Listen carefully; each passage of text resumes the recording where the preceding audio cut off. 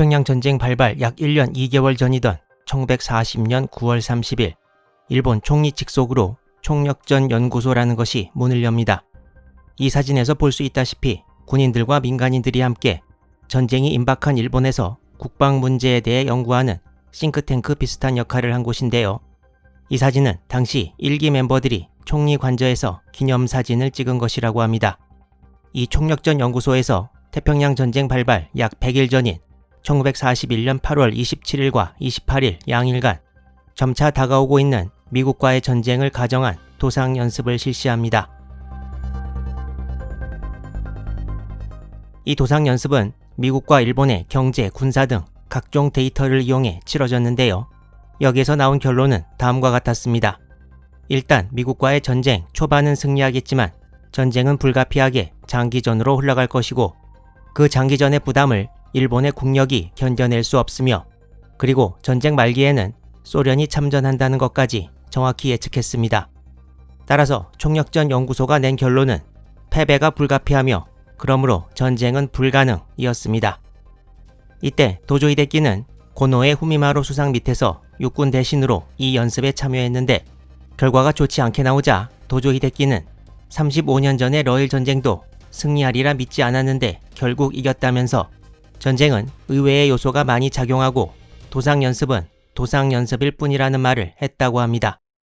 그러면서 또한 이 연습 결과를 외부에 발설하지 말라고 당부했습니다. 그리고 전쟁이 시작된 후 1년 가까이 흘렀습니다.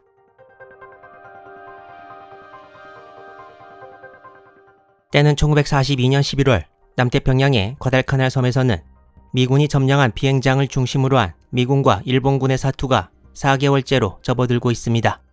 과달카날 전역에서는 지금까지 3차례의 큰 지상전과 4차례의 해전이 벌어졌는데요. 지상전은 테나루 전투와 과달카날 1차, 2차 대전투가 전부 수비를 하는 미군의 승리로 끝났고, 해전은 이렇게 4번의 전투가 미군과 일본군 사이에서 펼쳐졌습니다. 앞으로 다루게 될 해전은 과달카날 해전이라고 이름 지어져 있는데 영어로 네이벌 배틀 오브 과달카날을 번역한 것입니다.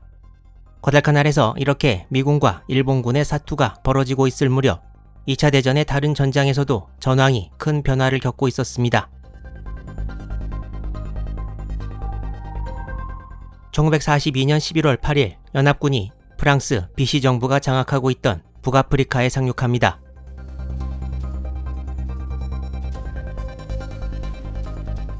이것이 바로 오퍼레이션 토치, 즉 횃불 작전인데요. 드와이트 아이젠하워 중장이 총사령관을 맡았고, 루즈벨트 대통령은 이미 10월 24일에 합동참모본부에 서한을 보내 다른 곳에 가는 물량이 줄어드는 한이 있어도 과달카날과 북아프리카에 최우선적으로 물자를 보급하라는 언급을 했습니다.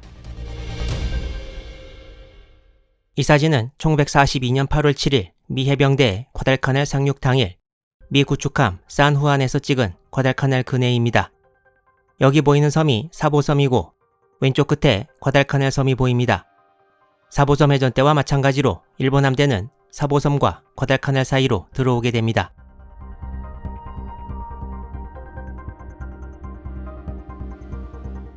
때는 1942년 11월 13일 새벽, 태평양 전쟁 발발 1년이 거의 다 되어가는 시점에서 일본은 과달카날 섬의 미군 기지와 비행장을 탈환하려고 계속 시도하고 있었습니다. 이날 일본군은 38사단의 상륙을 앞두고 미군 비행장을 포격해 항공 전력을 약화시키려 하는데요. 14인치 주포를 장착한 전함 2척을 포함한 일본 함대를 미군이 발견한 것은 오전 1시 24분. 이때 미군은 일본 함대의 뒤에서 다가오고 있는 38사단 수송부대는 발견 못해서 다가오는 일본 함대가 미군 수송선단 혹은 핸더슨 비행장을 공격할 것임을 짐작할 수 있었습니다. 과달카날 기지 근처의 미군 함대는 원래 수송부대 호위를 위한 것이어서 전함은 없었고, 전함 워싱턴과 사우스다코타가 항모 엔터프라이즈 전단의 일부로 과달카날을 향했으나 13일 새벽 첫 번째 교전이 벌어지는 시간에 맞춰 오지는 못하는 상황이었습니다. 따라서 지금 다가오는 일본 함대는 켈러엔 제독의 미군 함대보다 화력이 우월했습니다. 과달카날을 향해 오는 일본 함대는 도중에 강력한 열대성 스콜을 만나서 기록에 의하면 사보섬 근해를 지나면서도 사보섬이 육안으로 보이지 않을 정도였고, 구축함 부대와 나머지 함들 간의 연락이 원활하지 않아 함대 대형에 혼란이 생기고 맙니다. 13일 1시 30분경 당시 일본 함대의 상황을 나타낸 일본군 전사총서의 그림을 보면 전함 히에이와 기리시마, 경순양함 나가라, 그리고 구축함 6척이 가운데 위치해 있고 본대 우전방에 구축함 2척, 유다치와 하루사메, 그리고 본대 우측 후방에 구축함 3척이 위치해 있어 함대가 분리된 것이 보입니다. 이전에 나왔던 오전 1시 24분은 미 함대 레이더가 일본 함대를 처음 포착한 시각이었고 6분이 지난 오전 1시 30분에는 일본 함대가 핸더슨 비행장 포격의 좌표 결정을 돕기 위해 과달카날 섬에서 일본군이 비춘 조명을 보고 비행장 사격 준비 명령, 포전, 목표 비행장이 하달되었습니다. 이 시간까지 일본 함대는 미군 함대를 발견하지 못했다고 기록되어 있습니다.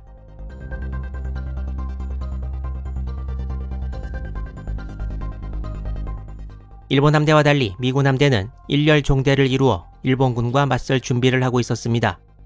미군 자료를 보면 당시 미 함대의 대형을 살펴볼 수 있는데요.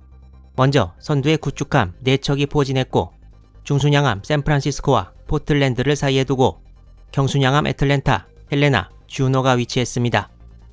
함대의 후미에는 구축함 에런워드, 바튼, 몬센, 플래처가 따라가게 됩니다.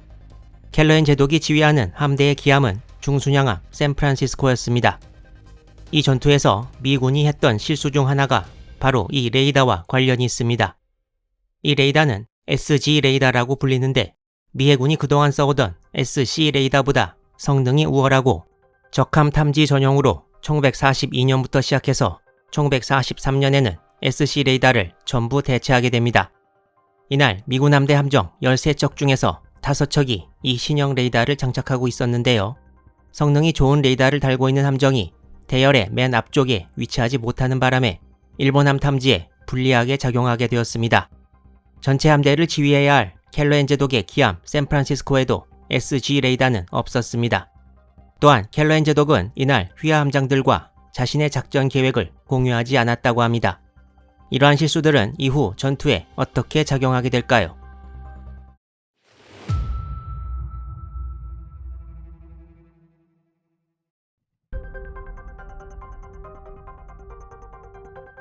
오전 1시 24분에 헬레나의 SG 레이더가 일본 함대를 포착했을 때 양쪽 함대의 위치는 이 정도. 13분 뒤인 오전 1시 37분 미 함대는 이 정도 위치에서 일렬로 북쪽을 향해 항진을 시작했고 일본 함대는 이 정도 위치까지 도달해 있었습니다. 이때 복수의 미군 함정이 일본 함대를 탐지했지만 일단 이 함대가 같이 싸워본 적이 없다시피 해서 통제가 잘 안 되는 상황이었습니다. 육안으로 보이지 않는 일본 함대를 미군 레이더가 계속 발견해서 정보를 기함에 전달했지만 각 함 간의 무선 통신에 통제가 전혀 안 되어 기함에서 제대로 된 상황 파악을 할 수 없었습니다. 두 함대는 급속도로 가까워졌고 잠시 뒤 헬레나의 레이더는 10척 이상의 적함을 탐지합니다. 시간은 계속 흘러갔습니다. 11월 13일 오전 1시 42분 양 함대 간의 거리는 상당히 가까워졌습니다.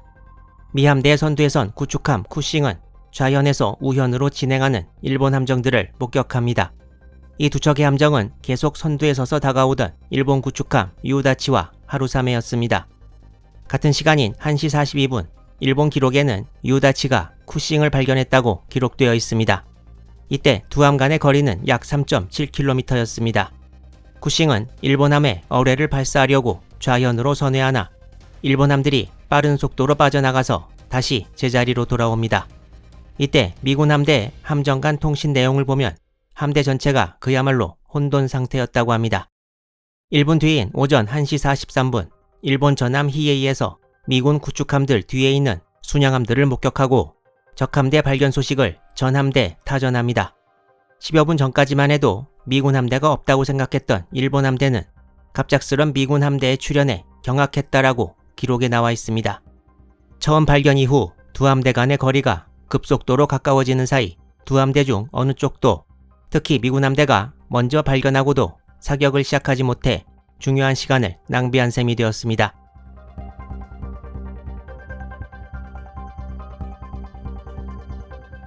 당시 일본 전함들은 비행장 포격을 위해 철갑탄이 아닌 삼식 통상탄을 장전하고 있었는데 갑자기 나타난 미군 함대를 상대하기 위해 다시 철갑탄으로 바꿀 시간은 없다고 결론 내렸습니다.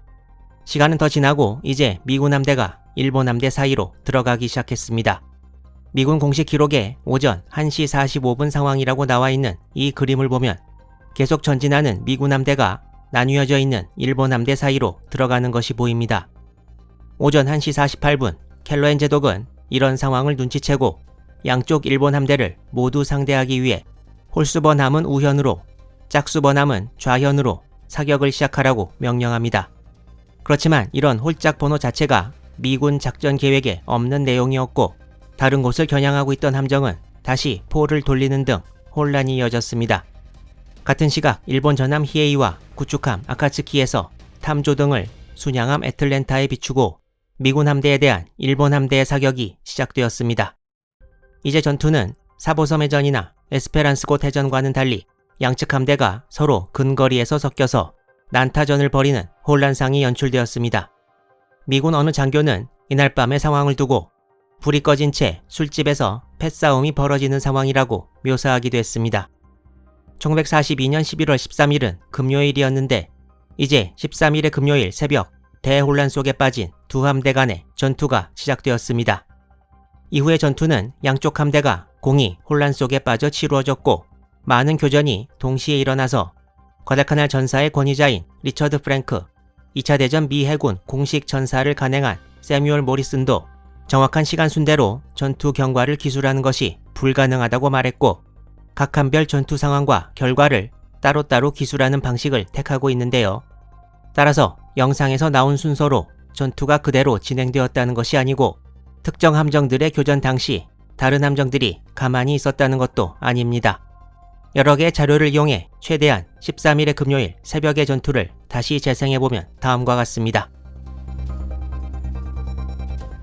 먼저 히에이와 아카츠키에서 애틀랜타에 탐조등을 비춘 후 두 함의 위치가 미군에 드러났고 미군 함정들이 아카츠키에 집중 사격을 퍼부었습니다. 탐조등으로 자기 위치를 드러낸 아카츠키는 많은 수의 명중탄을 맞고 일찍 침몰해버립니다. 승조원 197명 중 집중 포화에서 18명만 생존했고 나중에 미군의 포로로 잡힙니다. 그럼 일본함의 탐조등에 비춰진 애틀랜타는 어떻게 되었을까요? 경순양함 애틀랜타에는 에스페란스곳 해전을 승리로 이끌었고 미 함대 지휘관 후보였던 노먼 스콧 제독이 탑승하고 있었습니다. 일본함의 탐조등이 비춰질 때 거리는 1.5km도 채 못 되는 상황이었다고 하는데요. 역시 위치가 드러난 애틀랜타도 일본 함들의 사격과 어뢰 한 발까지 맞아 큰 피해를 입습니다.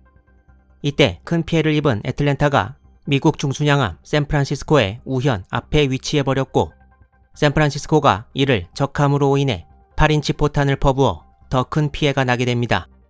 8인치 포탄은 애틀랜타의 장갑이 얇아 폭발하지 않았지만 큰 화재를 일으켰고 이 와중에 노먼 스콧 제독과 참모진 4명 중 3명이 전사했습니다.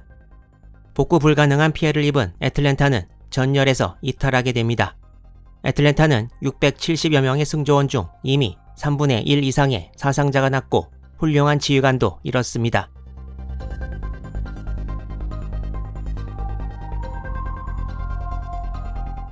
일단 탐조등을 밝히거나 탐조등에 밝혀졌거나 해서 눈에 잘 띈 함정이 먼저 공격을 당했는데요. 비슷한 경우가 미 함대의 선두에 섰던 구축함 쿠싱이었습니다.